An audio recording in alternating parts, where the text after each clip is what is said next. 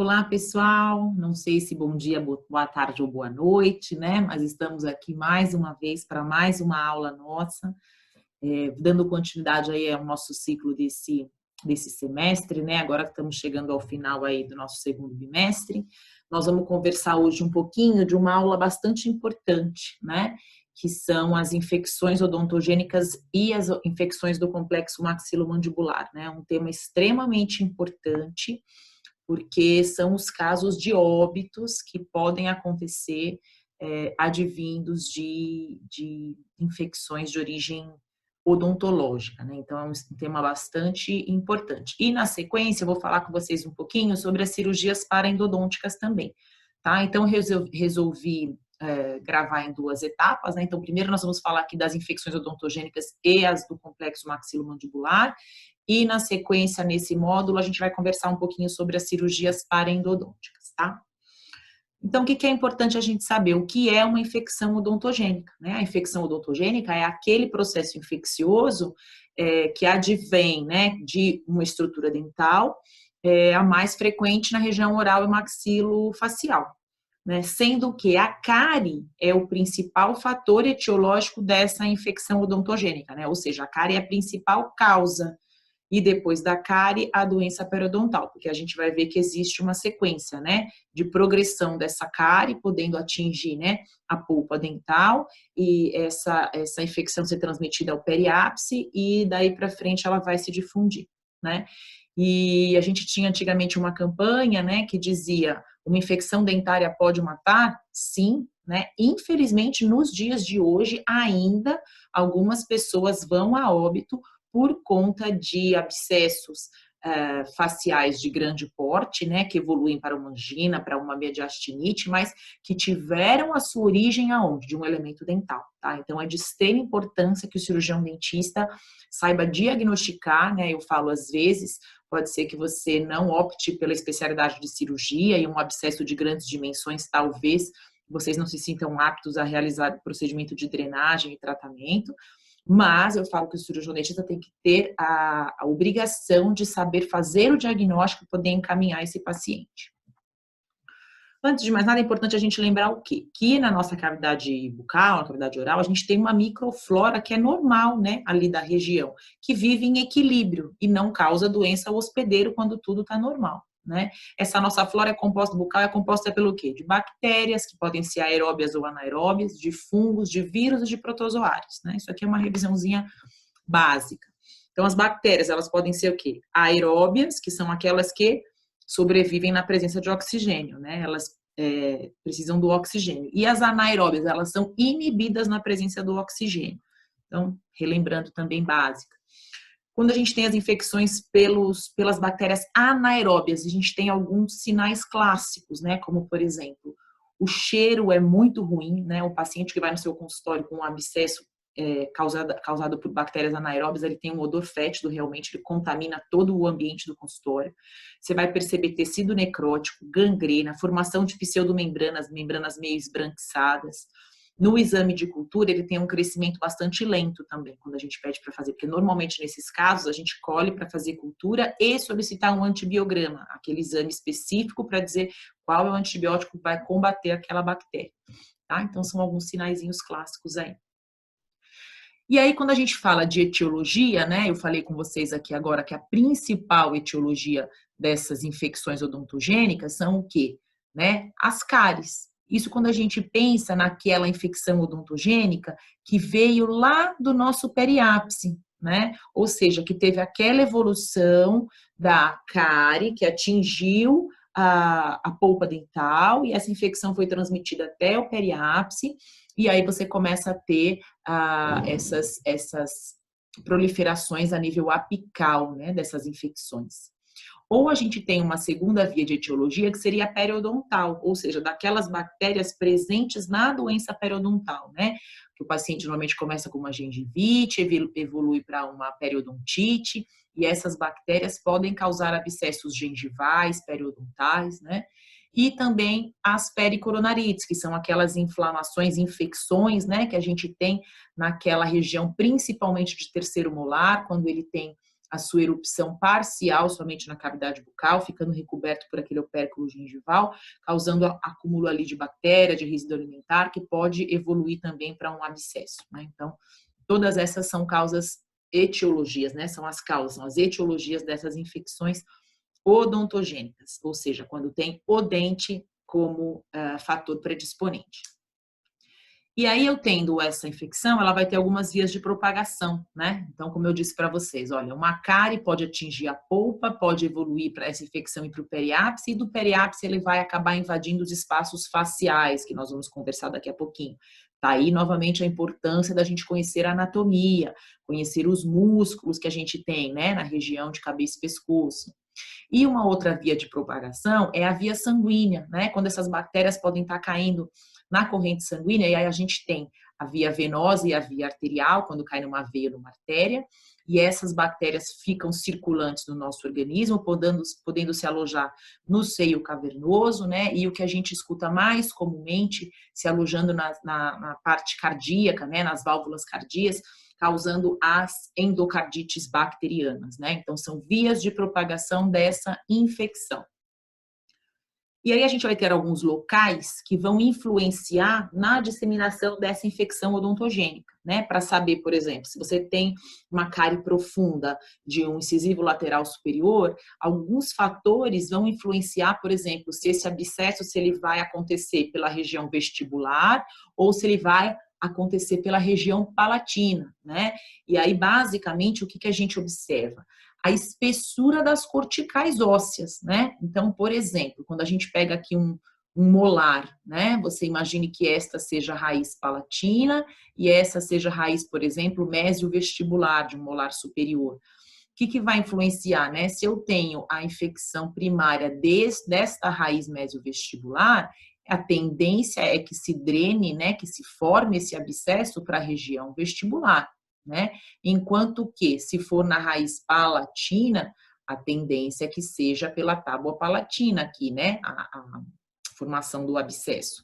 Mesma coisa acontece, por exemplo, no incisivo lateral superior. A gente sabe que o ápice dele tem um contato muito maior, né? Está muito mais próximo da região palatina do que da vestibular. Então, normalmente os abscessos oriundos de cárie e rarefação periapical de incisivos laterais superiores, eles vão formar um abscesso e drenagem por palatino, né? Então, isso é importante a gente saber. Normalmente, é onde tem a tábua óssea mais delgada, né? A drenagem do abscesso vai ser por aquela região. Outro ponto importante da gente levar em consideração é a altura das inserções musculares, né? Lembram dos músculos quando eu expliquei para você, né? Por exemplo, a gente pensando na região vestibular aqui do mesmo molar que eu conversei com vocês aqui, a gente tem o músculo buccinador, né? Na região aqui de mucosa jugal que vai se inserir lá nessa região. Quando você tem uma anatomia em que a inserção dessa musculatura está abaixo do periápice da raiz que está infectada, essa infecção, ela tende a se formar acima dessa inserção muscular. Enquanto que, se essa raiz é uma raiz mais curta, o músculo estivesse inserido numa porção mais alta, essas infecções tendem a se formar e a drenar abaixo das inserções musculares, né? E aí é que a gente vai poder diagnosticar os espaços faciais que são acometidos, né? Se ela vai drenar para o vestíbulo bucal ou se realmente essas infecções vão tomar proporções maiores e vão acometer os espaços faciais. Aqui, ó, que eu falei para vocês, olha, anteriormente, do incisivo lateral superior, né? A gente tem, quando você vê um corte nele aqui no sentido longitudinal, a gente vê que ele tem uma tábua óssea palatina muito mais fina, muito mais delgada do que a vestibular. Então, quando você tem uma cárie, um acometimento dessa polpa, uma infecção, com uma projeção dessa infecção lá no periápice, é muito mais fácil que esse conteúdo purulento, esse abscesso, que ele drene por onde? Aqui pela região palatina, né? Porque tem menos osso do que na região vestibular. E aí, clinicamente, vocês vão ver assim, ó, um aumento de volume com a secreção purulenta sendo formada lá na região interna, por palatina, tá? Diferente, por exemplo, de um canino ou de um incisivo central, que vocês vão ver essa tumefação acontecer por vestibular, porque a tábua óssea é mais delgada nessa região. Daí, mais uma vez, a importância da gente conhecer a anatomia, né? Uma outra causa, a pericoronarite, que falei para vocês agora também aqui na nossa introdução, né? O que é a pericoronarite? É a infecção dos tecidos moles, né? Que a gente chama de opérculo gengival, que recobre a coroa de um dente incluso. Aqui, né? Ó, aquela gengiva que fica ali edemaciada, toda edemaciada, né?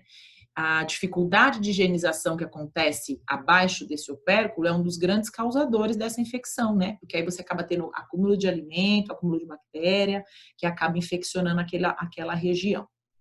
Quando você tem uma pericoronarite, você precisa primeiro tratar essa pericoronarite para depois realizar o procedimento cirúrgico de exodontia desse terceiro molar, que na verdade é o tratamento efetivo dessa pericoronarite, né?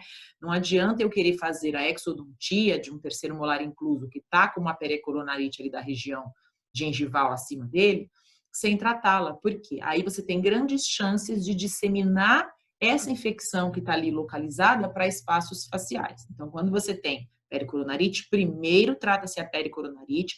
Quando ela regride, é que você vai agendar para fazer a cirurgia desse paciente. O que é que acontece muitas vezes, né? O paciente nos procura porque essa pericoronarite ela é muito dolorida, ela incomoda bastante, e aí a gente vai tratar dessa maneira que eu vou explicar aqui para vocês, e o que vai acontecer? O paciente vai achar que é uma mágica, que vai tratar, vai melhorar, vai passar a dor, vai passar o incômodo, e vai falar, opa, melhorou, nem vou tirar esse dente mais não.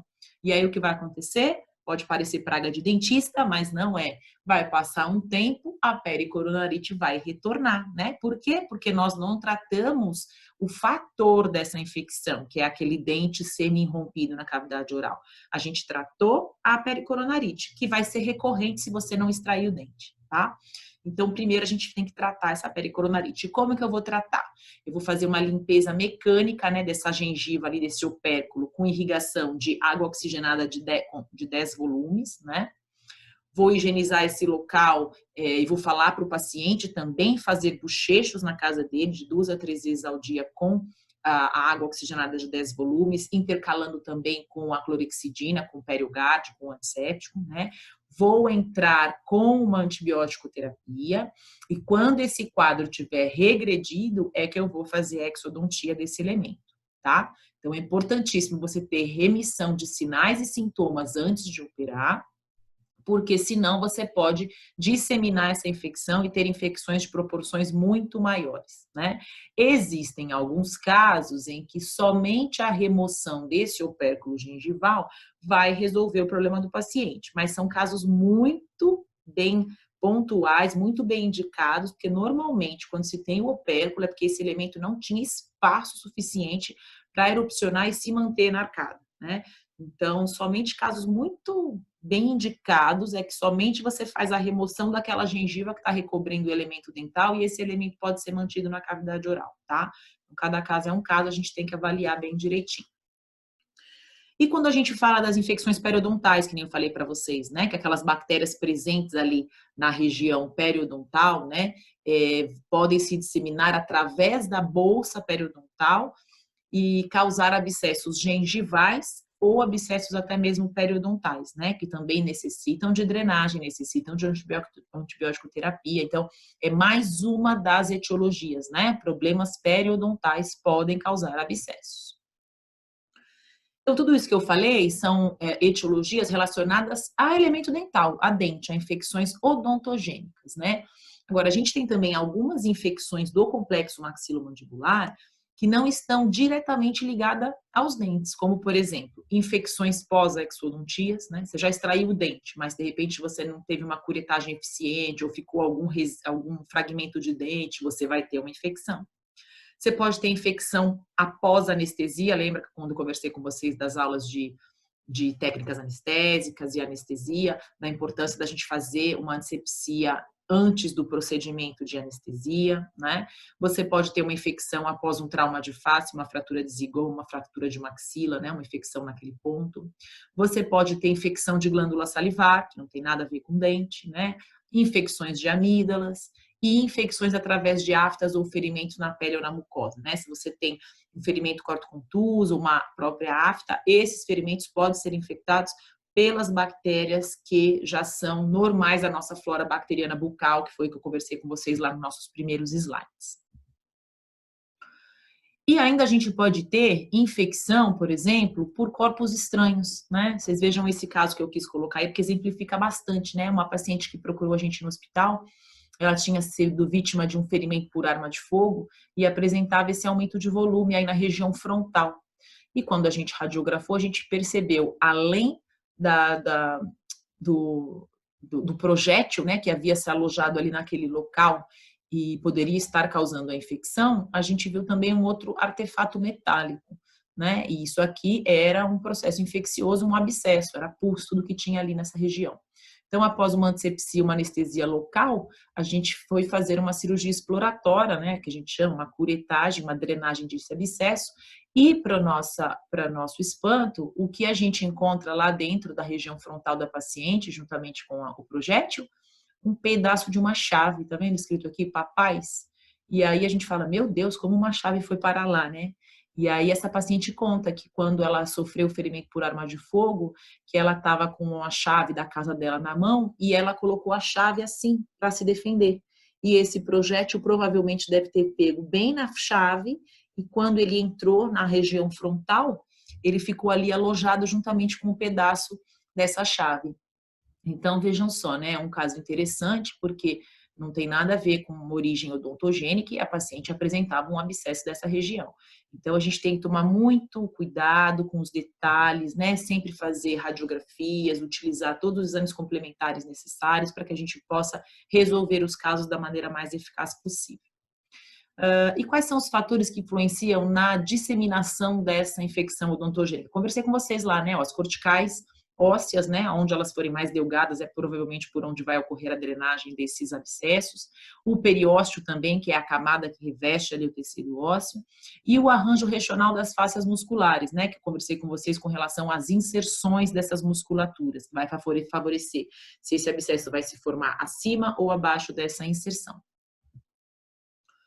O que mais? Os aspectos anatômicos, o relacionamento entre o ápice da raiz e a inserção muscular, a proximidade desse ápice com a tábua óssea e a infecção desses espaços faciais, né? Frente a tudo isso, o que é importante no diagnóstico de uma infecção odontogênica? Coloquei até de amarelo, né? Anamnese, sempre. Vocês vão ver que a anamnese vai perseguir a vida de vocês, né? Vocês precisam estar atentos sempre com uma boa anamnese, né? Eu preciso saber a história dessa patologia, quanto tempo se passou desde o início até o dia de hoje que o paciente está te procurando. Eu preciso saber como é, aonde está, qual que é a natureza dessa dor que ele sente. Se ele já fez algum tratamento prévio, se surtiu efeito ou não. Se teve algum trauma a esses tecidos moles ou duros nessa região. Se ele tem dificuldade de deglutir ou de respirar ou de abrir a boca, extremamente importante. Precisam ver que nos casos de angina de Ludwig, o paciente pode ir a óbito por dificuldade respiratória por edema de glote. Se ele tem alguma alteração de fonação, porque os abscessos que a gente percebe do espaço sublingual vão fazer com que a língua seja elevada e dificuldade de fonação. Se ele sente cheiro ruim, mau hálito, se ele tem dor de cabeça, se ele tem calafrio, se ele tem febre. Então, a anamnese é extremamente importante, né? Fiz minha anamnese, vou lá para o meu exame físico, intra e extraoral, que nos casos de abscesso a gente percebe muitas vezes manifestações extraorais. Vou fazer minha inspeção visual, vou palpar, vou fazer percussão vertical em dentes que eu acredito que estejam comprometidos. Então, tudo isso tem que ser analisado para que a gente possa se fechar o diagnóstico, né? E aí eu entro com vocês com o conceito de toxicemia, que é algo importante quando a gente fala de infecção odontogênica, que é a resposta do hospedeiro frente à infecção. Vocês vão ver que o paciente fica extremamente abatido, ele fica extremamente prostrado, né? Ele tem uma face tóxica, aquele rosto de cansado. Você vai fazer palpação ganglionar nele, ele vai ter linfoadenopatia, ele vai ter febre, né? Ou seja, é um hospedeiro que está sistemicamente comprometido. Né, as bactérias, elas estão matando os leucócitos do paciente, as células de defesa não estão conseguindo combater aquele agente agressor. Então, é importante que a gente saiba diagnosticar essa toxicemia. E aí eu vou ter os sinais clássicos de infecção, que são dor, calor, rubor, tumor, né? Como os sinais clínicos da inflamação também, eles vão estar presentes aqui na infecção odontogênica. Eu vou ter isso em vários estágios, né? Será que esse paciente vai te procurar em qual estágio? Você tem que saber diagnosticar. Então, eu tenho aquela fase 1, onde eu tenho só aquela osteite periapical, que você vai radiografar, você vai ver aquela lesão radiolúcida lá no ápice do dente. Você pode ter isso já mais evoluído, né? Que é quando a gente fala que evolui para uma celulite ou flegmão, que acontece o quê? O paciente começa a ter edemas, né? Tem muita resposta inflamatória, é extremamente dolorido, tem um aumento de volume muito grande, né? Quando você palpa, isso é entumecido, é endurecido, mas você não vai ver ainda presença de ponto de flutuação, ainda não tem formação de pus, é um segundo estágio dessa osteite, né? A gente vai perceber bastante bactérias aeróbias nesse primeiro momento. E o próximo percurso dessa celulite vai ser a formação propriamente do abscesso, onde o paciente tem uma dor bem localizada, você vai conseguir perceber ponto de flutuação, ou seja, aquela região que está bem avermelhada, parecendo de uma espinha que está prestes a estourar, né? Então, você vai ter áreas bem delimitadas, o tecido já tem uma consistência um pouco mais mole, você vai ter presença de pus, a hora que você drenar, você vai perceber sair bastante secreção purulenta, e nesse momento eu já vou ter bastante presença de bactérias anaeróbias também, tá? Então, isso é importante a gente saber. Nessas infecções odontogênicas complexas que a gente fala, né, é quando você tem o quê? Essa evolução dos abscessos dentais para os espaços faciais adjacentes, né? Então, o que é uma simples infecção de dente que está localizada, se você não realizar um procedimento correto, ela vai se disseminar e vai invadindo os espaços vizinhos, né? E aí podem causar essas infecções que a gente chama de complexas, que são as infecções dos espaços faciais, do seio maxilar, quando a gente está tratando nos dentes superiores, trombose do seio cavernoso, celulite periorbital, né? Então, isso é muito importante. Lembrar que a gente tem espaços primários e secundários, os primários são primeiramente acometidos, quando chega no secundário são ainda mais graves as infecções, e nos cervicais você já caminhou para uma mediastinite. Então, importantíssimo a gente saber reconhecer anatomicamente como vai se dar o progresso dessa infecção para que a gente possa intervir. Então, a gente tem na maxila, né, o espaço canino, que é essa região que fica aqui ao lado da asa do nariz, né, onde a gente tem aqui a inserção dessas musculaturas, e é importante a gente saber que nos abscessos do elemento canino, do dente canino, você vai perceber um entumecido, né, um edema grande dessa região lateral da asa do nariz, que pode evoluir até para a pálpebra inferior. Então, já é um sinal clínico de que o dente acometido é o canino superior, né? Aí a gente tem aqui o espaço bucal, né? Que a gente tem os limites dele é o quê? A pele na área mais externa, superiormente a gente tem o arco zigomático, inferiormente a gente vai ter a mandíbula, né? E aqui a gente vai ter o músculo bucinador. Então, a infecção, ela vai se alojar nesse espaço entre essas estruturas anatômicas, né? Normalmente advindas de pré-molares. Pode acometer aqui superiores ou inferiores, tá? E na mandíbula eu tenho o espaço bucal, que é esse que eu mostrei para vocês anteriormente, ele pode ser acometido também por um dente inferior, por uma infecção de um dente inferior. E esses três aqui, que são somente dos dentes inferiores, dos dentes mandibulares, né? O espaço submentual, o espaço submandibular e o espaço sublingual, né? Vamos aqui conversar um pouquinho a respeito de cada um deles. O espaço submentual é esse espaço mais anterior, né? Onde a gente tem ali bem abaixo do mento, onde a gente tem a região de inserção do músculo digástrico, do platisma, né? E as infecções podem se alojar neste espaço aí, principalmente desses dentes inferiores anteriores, né? Aí eu vou ter também na região mandibular o espaço facial submandibular, que é esse espaço que vai estar abaixo da glândula submandibular, tá vendo? Aqui vocês veem a glândula submandibular e aqui o espaço que fica abaixo dela, né? Então, também eu posso ter o acometimento desse espaço na infecção de dentes inferiores. E o espaço sublingual também é acometido na região de dentes inferiores, né? Só que essa infecção, esse exudato, ele vai se acumular, aqui está a glândula submandibular, ele vai se acumular acima dela, na região de assoalho bucal mesmo, abaixo da língua, né? Então, quando a gente tem comprometimento desse espaço, a língua vai ser projetada. Então, o paciente vai sentir que tem algo grande dentro da boca, né? É o relato que o paciente vai nos dar. Então, é importante que a gente saiba diagnosticar e entender anatomicamente primeiro esses espaços, porque se a gente precisa fazer uma drenagem, eu preciso saber qual é o local de drenagem que eu tenho que acessar, né? E pensar que, né, se nenhuma atitude for tomada, essa infecção ela vai caminhando e vai se agravando, né? Passei daquela fase onde ele acometeu os espaços faciais e não consegui ser efetivo no meu tratamento, ele vai encaminhar para isso aqui, ou para uma sinusite maxilar aguda, quando a gente estiver falando de dente superior, ou para uma mediastinite, quando a gente estiver falando de dente inferior, ou para um abscesso cerebral em dentes superiores, e até mesmo para uma meningite também, quando a gente tem envolvimento de trombose do seio cavernoso. Na sinusite maxilar aguda, né, causada por disseminação de infecções periapicais do quê? De molares superiores, principalmente do primeiro pré-molar, né? É importante eu trabalhar em conjunto com quem? Com o otorrinolaringologista, né? Aqui, ó, ORL, otorrinolaringologista.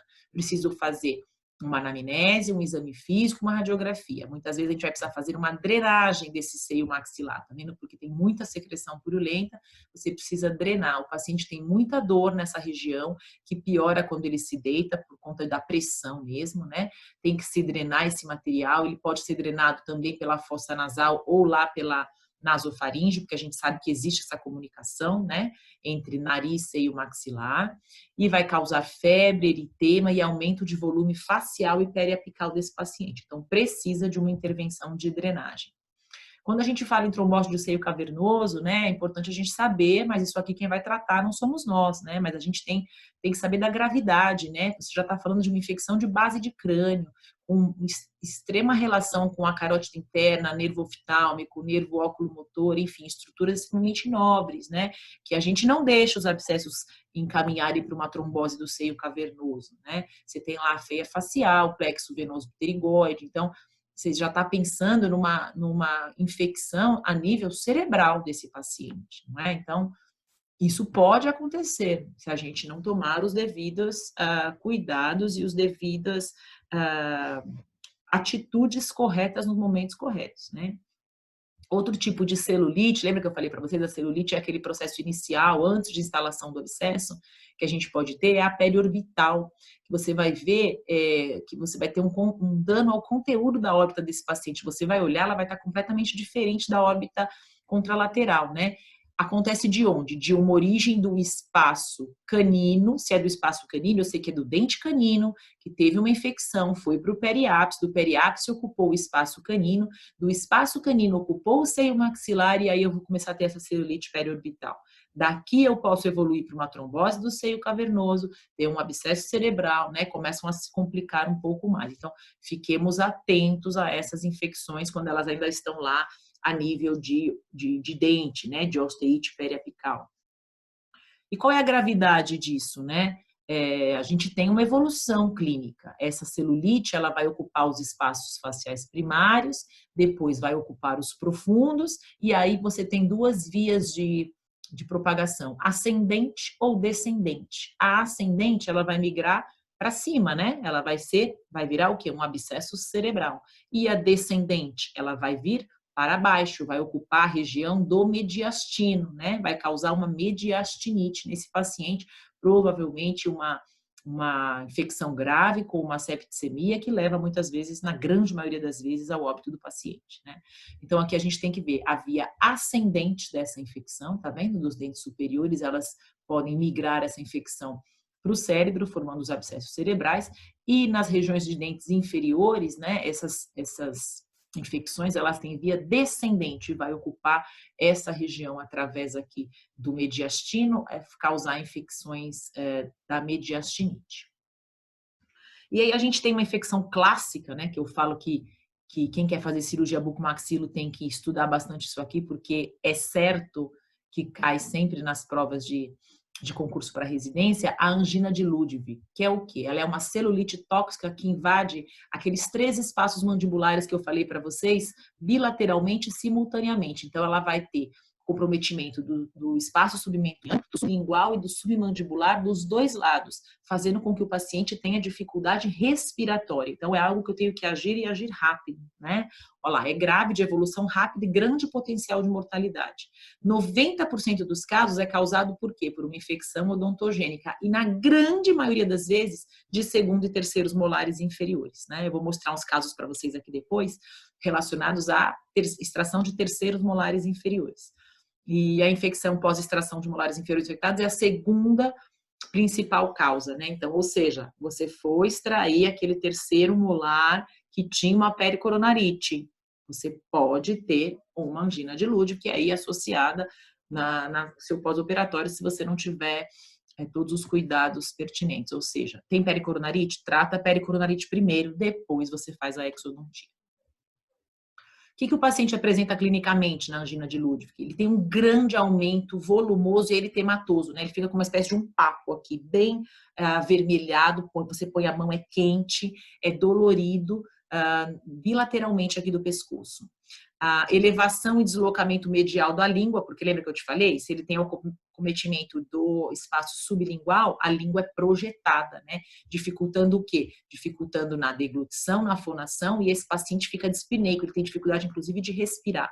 Vai ter febre, mal-estar, dor severa, trismo, muita salivação, um odor fétido por conta de bactérias, e ocorre envolvimento do pescoço e pode levar à morte por asfixia. Então, a angina de Ludwig, ela tem que ter um tratamento hospitalar, né? O paciente tem que estar hospitalizado, ele precisa sofrer a drenagem desses espaços, apesar de ser uma celulite, ela precisa ser drenada, e muitas vezes isso depois vai encaminhar para um abscesso e começa a se ter a secreção purulenta.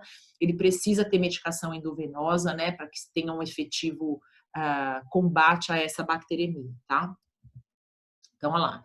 Aí é quando você tem o comprometimento, o paciente começa a ter um edema de pescoço, tá vendo? Bilateralmente, do espaço submentual, do espaço submandibular, né? E você vai olhar o paciente, clinicamente ele tá assim, ó, ele perdeu essa projeção, é como se ele tivesse um bócio, né? Como se tinha antigamente aí. E aí, você não tratando, né? O paciente pode ainda desenvolver a mediastinite. Primeiro, vamos entender o que é o mediastino, né? Esse espaço localizado entre nossos 2 pulmões, que contém todas as vias torácicas, né? Ela é normalmente causada pela evolução das infecções desses espaços, que eu falei para você. Né? Então, seria a mediastinite, uma evolução da angina de Ludwig, né? E ainda sendo acometido também os espaços laterais faríngeo e o retrofaríngeo. Né? Ela evolui muito rapidamente para a septicemia fulminante e óbito, porque você está o mediastino é onde a gente tem os nossos órgãos, né, os mais nobres, a região de coração, né? Então tem que se agir de maneira muito rápida. O paciente fica muito dispneico, ou seja, tem dificuldade de respirar, tem muita dor torácica, tem muita febre, né? Que não resolve com medicação nenhuma. Esse abscesso ele pode comprimir as veias torácicas e o paciente realmente acaba indo a óbito. Então, é muito importante se fazer o diagnóstico clínico, radiográfico, se realizar tomografias, né?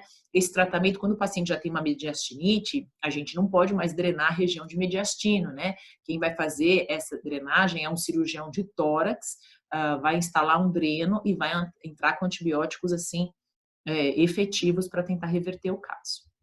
Então, aqui eu vou mostrar para vocês um caso de uma angina de Ludwig que eu tive e que o paciente está vendo, olha aquele papo que eu expliquei para vocês, né? Um sinal clássico da angina, o paciente está super face tóxica, todo comprometido, a gente precisa anestesiar. Olha lá por que eu preciso saber anestesiar minhas técnicas extraorais. Lembrem-se da aula que eu dei de anestesia para vocês, né? Vou anestesiar, tentar buscar os meus pontos de flutuação, né? Vou fazer uma incisão, vou entrar com uma pinça hemostática para se fazer divulsão desses espaços, vou fazer bastante irrigação, né? Vou lavar, vou colocar um dreno, borracha estéril para manter essas vias abertas de drenagem para que esse paciente possa evoluir bem, tá? Aqui já é um caso de uma paciente que teve o mesmo problema e que evoluiu para uma mediastinite e que teve que ser realizada uma drenagem a nível de mediastino, obviamente não foi feita pelo cirurgião dentista, né? Mas é importante a gente saber que precisa se realizar e entrar com esse antibiótico efetivo para que esse paciente não vá a óbito. Outra causa, outra complicação, né, desses nossos abscessos odontogênicos que não foram tratados como deveriam, é o abscesso cerebral, né? Ele vai se desenvolver a partir da via hematogênica, lembra que eu falei para vocês? Oriunda de uma infecção odontogênica. O que o paciente vai sentir? Dor de cabeça, muita náusea, né? Ele pode não ter febre, o que é difícil, né? Porque aí a febre normalmente é um sinal que leva o paciente a procurar pelo tratamento. Ele pode ter perda de consciência, né? Ele pode ter sinais de meningite, cefaleia, rigidez de cervical, né? Que são sinais de meningite. Ele pode ter uma hemiplegia, que é uma paralisação de metade de um lado do corpo, pode ter anemia, pode ter paralisia, pode ter convulsão, né? Isso tudo eu vou conseguir diagnosticar através do quê? Além do meu exame clínico, de uma tomografia computadorizada e de uma ressonância nuclear magnética também cerebral. Então, esse aqui teve um caso na mídia que ficou muito famoso, que vocês devem se lembrar, dessa atriz chamada Renata Banhara, que ela foi vítima desse abscesso cerebral, né? Ela teve, a histórica dela era um dente que foi feito tratamento endodôntico, ela tinha uma lesão periapical, esse dente foi tratado endodonticamente, mas não foi feito um acompanhamento da regressão dessa lesão. E o paciente não sentindo dor, ele não vai procurar por nenhum tipo de tratamento, né? Só que essa infecção do periápice não foi combatida, no caso da Renata, e essa infecção tomou proporções maiores até atingir a região cerebral. E aí ela teve realmente um abscesso cerebral, ela teve que passar por cirurgia, por neurocirurgia para drenagem, ela ficou com paralisia, né? Aqui vocês podem ver ela, e como ela ficou depois, pode ver que em um lado a sobrancelha levanta de um lado, do outro lado ela não levanta, porque acometeu esse lado do cérebro. Hoje ela já está muito melhor do que essa situação aqui, às custas de muita fisioterapia, mas foi um caso muito grave, ela quase veio a óbito por origem de um tratamento endodôntico de um dente superior, de um molar superior, que não foi efetivo, e independente de ser efetivo ou não, eu falo o que faltou neste caso, o acompanhamento dessas lesões, né? Quando a gente for conversar na próxima aula, no próximo módulo aí, sobre as cirurgias parendodônticas, a importância da gente poder acompanhar esses casos, né, onde a gente faz o tratamento endodôntico que tem a lesão. Eu preciso, depois de 6 meses, radiografar, depois de 2 meses, depois de 3 meses, até os 6 meses, essa lesão ter sumido, porque senão eu posso ter tratado o canal, mas a lesão e as bactérias podem continuar lá dentro e tomar proporções como tomaram no caso da Renata Banhar, tá? Então, isso é muito importante. O tratamento é realizado, obviamente, por um neurocirurgião, que pode entrar com a drenagem cirúrgica ou não, e antibiótico terapia, tá? Vai depender da proporção desse abscesso. Quais são as etapas que eu tenho que obedecer para drenar um abscesso, né? Primeiro eu tenho que fazer uma antisepsia, depois eu tenho que anestesiar, obviamente, tentar localizar o ponto de flutuação. Quando é um abscesso em si, eu vou ter ele bem nítido. Quando é uma celulite, eu ainda não tenho. Vou fazer a minha incisão naquele local, vou fazer uma divulsão, uma dilatação daquela incisão, porque quando eu entro com o meu instrumental e divulsiono, é como se eu abrisse espaço entre os espaços faciais lá dentro para que essa secreção purulenta possa drenar por aquela via, tá? Vou realizar a drenagem, tenho que deixar instalado um dreno de borracha suturado na pele, porque aquilo ainda vai continuar drenando por vários dias, né? Vou suturar esse dreno lá, posso colocar curativos ali para conter essa secreção que vai sendo drenada. E, obviamente, o mais importante, eu preciso remover a causa, né? Se é um dente infeccionado, se é um pedaço, uma raiz resto radicular, enfim, se é um corpo estranho, como o caso daquela paciente que eu mostrei para vocês da chave na região do osso frontal, tá? Porque se eu não remover a causa, dificilmente você vai conseguir combater aquela infecção, né? Isso é algo meio que óbvio, mas como a gente costuma dizer na Marinha, o óbvio sempre deve ser dito.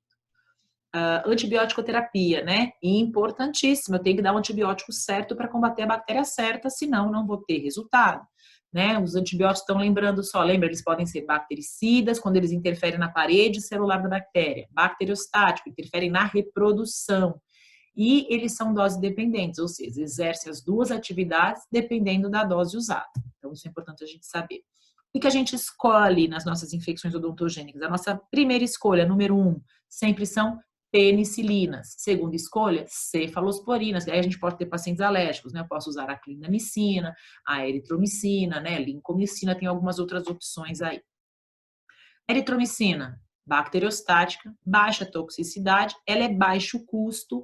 Hoje em dia é difícil da gente conseguir usar, achar, não está sendo um antibiótico muito em uso, a gente procura usar mais a clindamicina para os pacientes alérgicos, tá? Infecções leves a moderadas em pacientes alérgicos à penicilina. Mas fica aí que ela existe, vocês precisam conhecê-la. Clindamicina é o que a gente mais tem usado hoje para os pacientes alérgicos, né? Ela é bactericida, baixa toxicidade, tem excelente concentração óssea. O grande probleminha dela gira aqui, ó. Ela tem um custo mais alto. Dependendo do paciente que eu estou trabalhando, ele pode ter uma dificuldade aqui de aquisição, tá? E ela interage bem com o metronidazol, né? O metronidazol a gente utiliza muito para bactérias anaeróbias. Tá lá ele, metronidazol, né? Ele é parasiticida e bactericida, né? Ele é muito ativo para bactérias anaeróbias, então é importantíssimo eu utilizar o metronidazol associado à minha penicilina num processo de abscesso, né? Ele não é ativo para aeróbios, por isso que eu tenho que associá-lo. Baixa toxicidade, é reservado para infecções por anaeróbios, em combinação com atividade de antistreptocoque e a aerobiose. Então, eu tenho que associar o metronidazol, por exemplo, à amoxicilina para tratamento de um abscesso odontogênico. Vou mostrar alguns casos para vocês aqui, né? Lembra que eu falei, ó, espaço submentual, né? Realizando uma drenagem, eu vou antisepsia, vou anestesiar, vou fazer uma incisão com o meu bisturi, vou divulsionar, posso colocar uma cuba ali já, né? Fazer um que a gente chama de movimento de ordenha. Aí vou lavar, colocar um dreno, que se você não tiver, você pode confeccionar um dreno com uma luva cirúrgica estéril, você recorta um retângulo, você vai enrolar, introduzir ele naquele espaço e suturar na pele. Esse é um outro caso de um paciente que apareceu com um abscesso, né, aqui comprometendo o espaço bucal, espaço submandibular, unilateral, por isso não é uma angina de Ludwig, né? E na radiografia a gente percebe que ele tinha um terceiro molar incluso, que algum colega, na tentativa de extração desse terceiro molar, além de não conseguir extraí-lo, obviamente, causou uma fratura dessa mandíbula desse paciente, que é o que causou essa infecção, né? Então, aqui eu tenho um fator odontogênico e ainda uma fratura causada por uma iatrogenia aí de um colega que levou a esse quadro.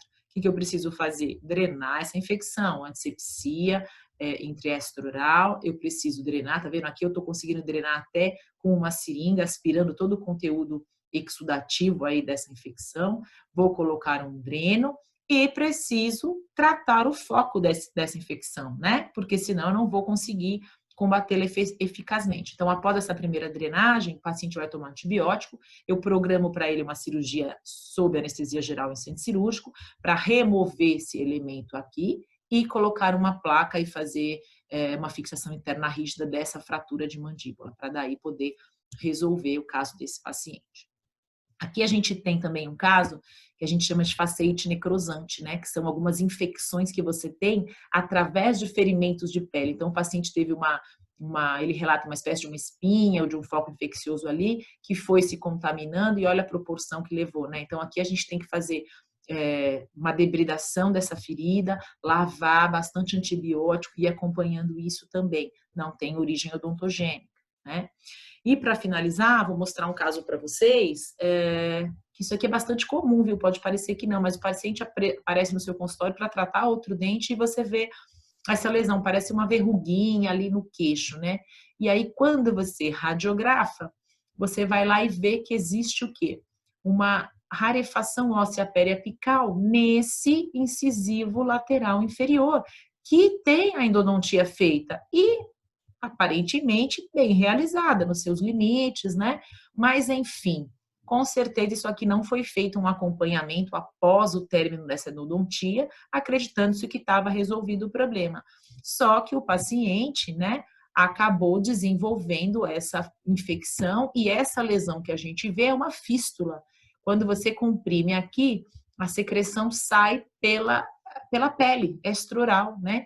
Ou seja, isso daqui, a gente, além de ter sido feita essa endodontia, que não foi suficiente para tratar essa infecção, o que precisa ser feito aqui? Uma cirurgia paraendodôntica, né? Que é o tema aí da nossa próxima aula, do nosso próximo segmento. Então, assim, o que eu gostaria de deixar para vocês dessa aula? Obviamente, além do meu e-mail, da minha disponibilidade aqui para tirar as dúvidas e ajudá-los, mas de passar para vocês a importância de diagnosticar-se a infecção odontogênica, tá?